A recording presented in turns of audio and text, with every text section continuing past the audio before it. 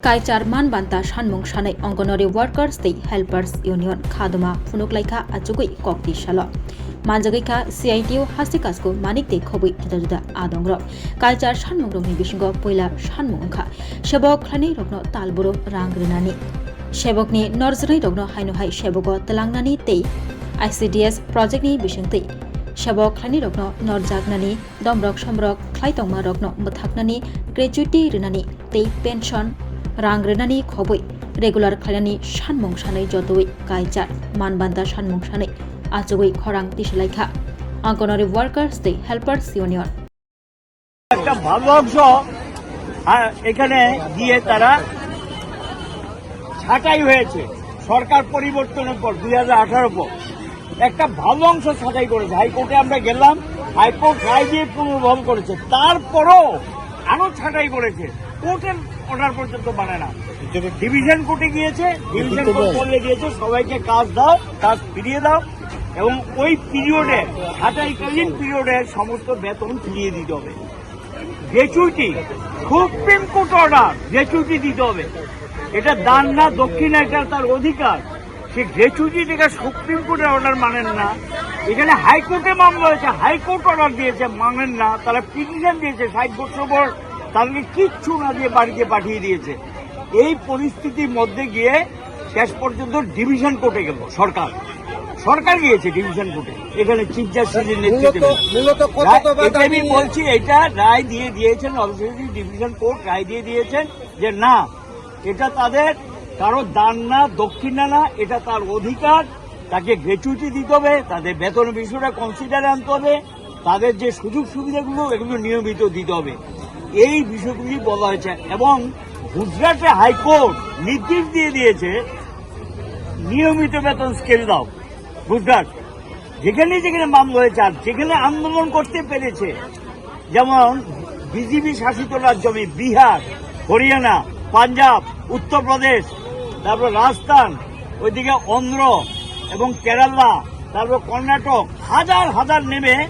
তারা লড়াই করার পর তাদের বেতন ডাবল হয়ে গেছে কিন্তু ত্রিপুরাজ্যে আপনারা জানেন এখানে আন্দোলনের পরিবেশ নেই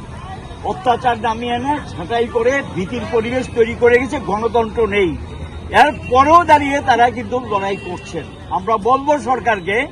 তাদের মজুরি যেটা প্রাপ্য সে প্রাপ্য মজুরি দিতে হবে ছাঁটাই যারা তাদেরকে পুনর্বহাল করতে হবে এবং তাদের উপর যে মানসিক নির্যাতন চলছে এটা বন্ধ করতে হবে আর শাসক দল কোথায় কোথায় তাদেরকে ছাঁটাই করার যে ধমক দিতেছে এটা বন্ধ করতে হবে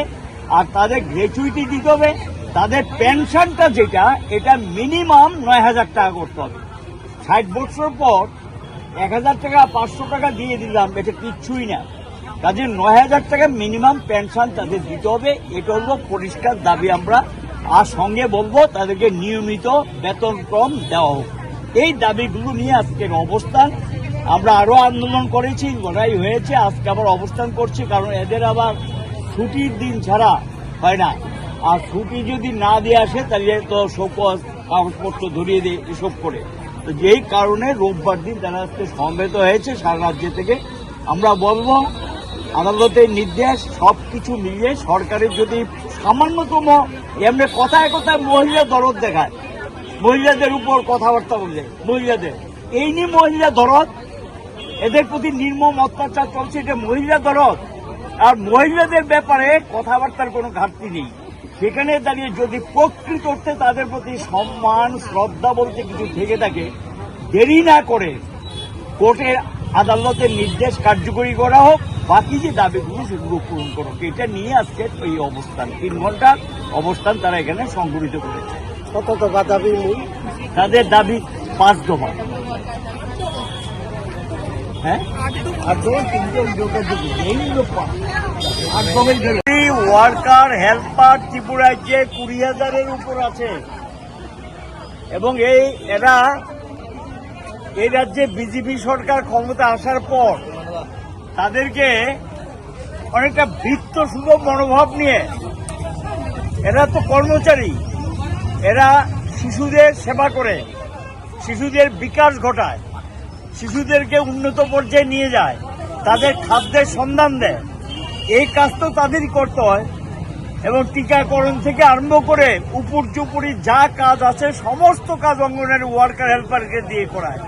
সরকারের কোনো সার্ভে করতে হবে, সরকারের কোনো খবরাখবর সংগ্রহ করতে হবে, বাস একটা রেডিমেড ফোর্স আছে অঙ্গনওয়াড়ি ওয়ার্কার হেল্পার, তাদেরকে নামিয়ে দাও, তাদেরকে দিয়ে কাজ করাতে হবে। এই অবস্থায় তাদেরকে 8 ঘন্টা কাজের কোনো ধারে কাছে নেই এবং হঠাৎ করে বিকালবেলা বলবে এই কাজ আছে যেতে হবে। তারপরে প্রশাসনিক যত মিটিং আছে, মন্ত্রী যাবে, কোথায় এমএলএ যাবে, কে যাবে, সেখানেও গিয়ে তাদেরকে অর্ডার ইস্যু করে যে বাধ্যতামূলক এখানে আসতে হবে, যদি না আসে তাহলে তাদের বেতন দেওয়া হবে না, কাজ থেকে ছাঁটাই করা হবে, ভয় ভীতি হুমকি দেখায়। অঙ্গনওয়াড়ি সেন্টারগুলিতে যখন যায়, কাজ যখন শুরু করে,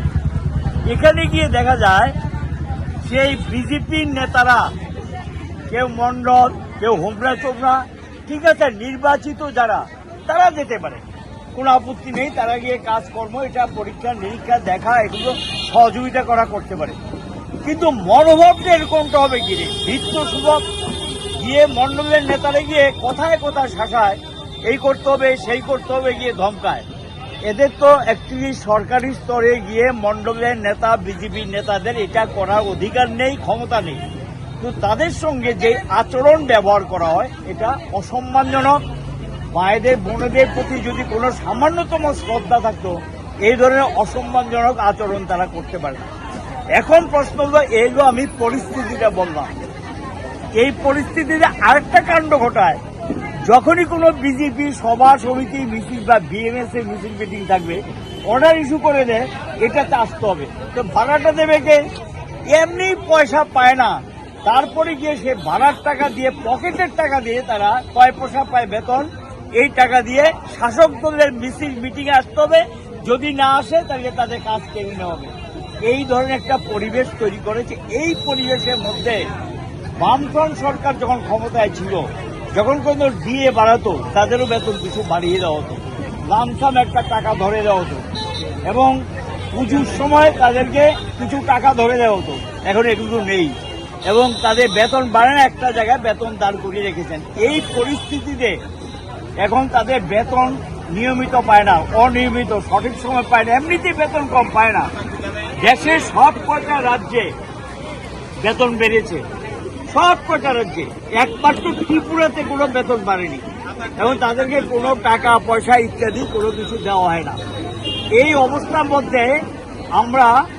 এখানে হাইকোর্টে, আপনারা জানেন যে একটা ভালো অংশ